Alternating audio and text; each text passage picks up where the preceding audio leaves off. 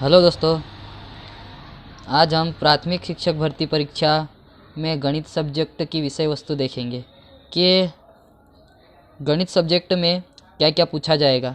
हमें प्राथमिक शिक्षक भर्ती के लिए पूरे गणित नहीं पढ़ना है, इसमें हमको वही चीज़ें पढ़ना है जो हमको विषय वस्तु में दी गई है, जो पीबी द्वारा जारी की गई है, उसी के आधार पे हमें पढ़ना है।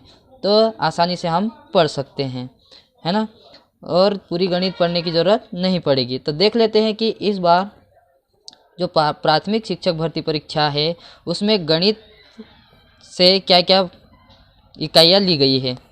देखो, 15 नंबर का तो हमारा गणित रहेगा, जो संख्यात्मक प्रश्न रहेंगे वो रहेंगे, और 15 नंबर का हमारी पेडागोजी रहेगी। तो टोटल हमारे गणित से 30 नंबर के क्वेश्चन आएंगे।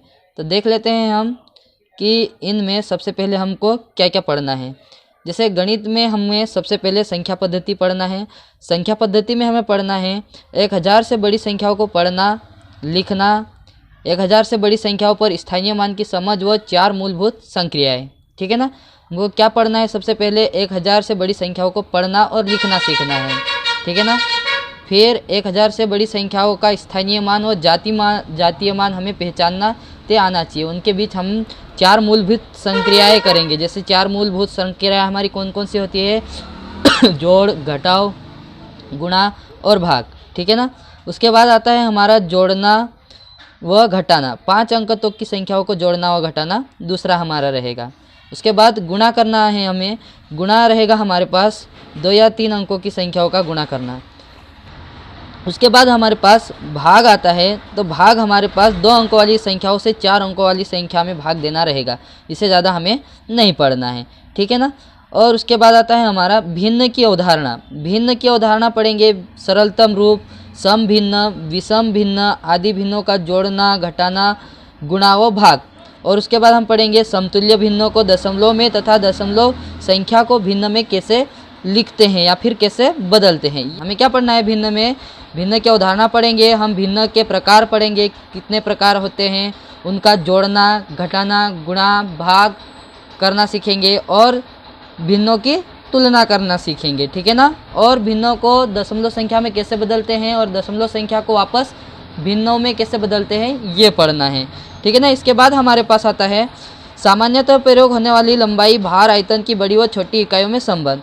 हमें यहाँ पर देखना है, जैसे लंबाइयों में हमें किलोमीटर को मीटर में कैसे बदलना है, भार जैसे ग्राम है तो उसको किलोग्राम में कैसे बदलना है, आयतन की बड़ी छोटी इकाइयों में संबंध हमके जैसे लीटर है ना, मिलीलीटर, इसको देखना पड़ेगा हमें, ये पढ़ना है, ये इकाई है एक अपनी। उसके बाद आती है हमारी बड़ी इकाइयों में तथा छोटी इकाइयों में तथा छोटी इकाइयों को बड़ी इकाइयों में बदलना।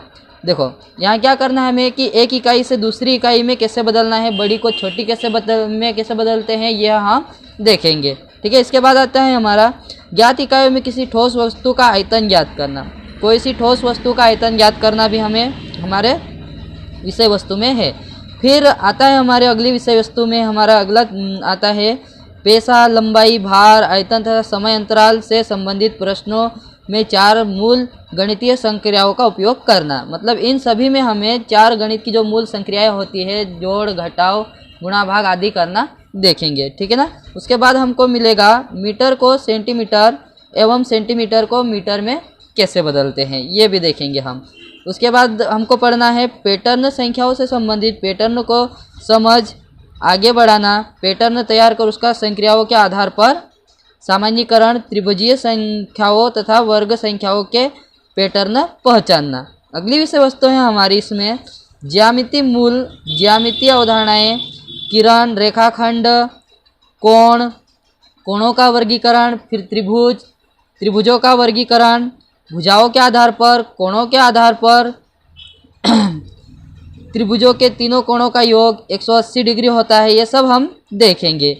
ये होता है हमारी ज्यामिति में, हमको ये पढ़ना है। उसके बाद हमारा आता है अगला चैप्टर वृत्त। वृत्त के बारे में पढ़ना है, वृत्त के केंद्र, वृत्त की त्रिज्या तथा व्यास की पहचान और समझ, हमें इसमें यह देखना है। फिर आता है वृत्त, त्रिज्या, व्यास में परस्पर संबंध क्या होता है, सममिति आकृति, सममित आकृति परिवेश आधार पर समांतर रेखा व लंबवत रेखा की समझ, समांतर रेखा क्या होती है, लंब रेखा क्या होती है, इसको भी हमें पढ़ना है।